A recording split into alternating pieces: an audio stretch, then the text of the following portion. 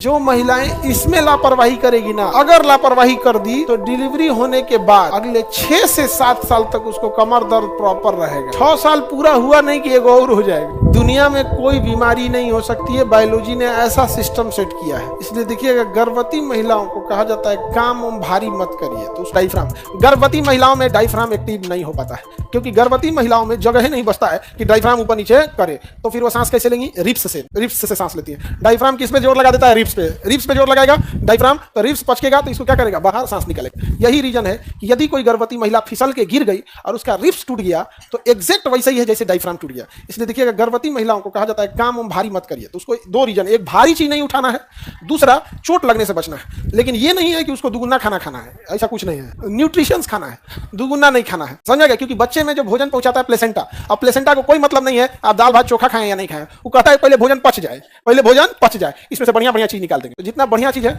Iron वगैरह सबसे पहले ले लेता है, आयरन और कैल्शियम सबसे पहले लेता है। इसलिए जो महिलाएं इसमें लापरवाही करेगी ना, आयरन में और कैल्शियम में अगर लापरवाही कर दी तो डिलीवरी होने के बाद अगले 6 से 7 साल तक उसको कमर दर्द प्रॉपर रहेगा। आटा आसान की उठेगी, रोटी बना के ईंट के एकदम बाप कमर दुखा रहा है, आप बोलेगा ये बहिनी तो बायोलॉजी में ध्यान ना दी। आयरन और कैल्शियम की क्या था? कमी था।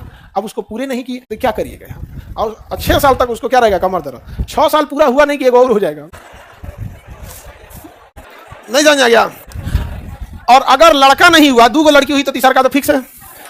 भारत में जनसंख्या बढ़ने का एक बड़ा कारण यह भी है कि बेटा का बाद में होना। यदि किसी को 2 बेटा हो गया ना तो ठीक है, नहीं समझा गया। लेकिन अगर किसी को बेटा नहीं है तो उसके लिए कम से कम तब तक जब तक बेटा ना हो जाए। आगे बढ़े। अरे बाबू, मूंगफली वगैरह में भी अच्छा खासा मात्रा में आपके फैट होता है, कैल्शियम होता है। समझा कि नहीं आ गया? पालक वगैरह में भी अच्छा खासा सोर्स होता है, कैल्शियम आयरन ये सब के सोर्स होते हैं। तो जरूरी नहीं कि आपको सेब ही खाएं यहाँ पर। हालांकि गरीबी भयानक है, दुनिया में कोई बीमारी नहीं हो सकती है, बायोलॉजी ने ऐसा सिस्टम सेट किया है। बशर्ते शर्त क्या है?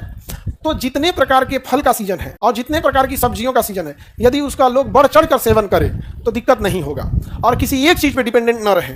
भारत के लोग सबसे ज्यादा डिपेंडेंट है गेहूं और चावल पर। जैसे आप किसी एक चीज पे डिपेंडेंट हो जाते हैं, आप बुलाने लगते हैं। इसलिए देखिएगा, गेहूं की जगह लोग अब कहते हैं मिलेट्स का यूज कीजिए, मिक्स ग्रेन खाइए, उसमें ज्वार की भी मात्रा हो, बाजरा भी हो, रागी भी हो, सूजी वगैरह हो, सब मिक्स हुआ हो। लेकिन हम लोग आदत है गेहूं की रोटी खाने का। आज की जनरेशन को यदि बाजरा या जौ की रोटी दे दिया, घोटाइबे नहीं करेगा, नहीं घोटाएगा।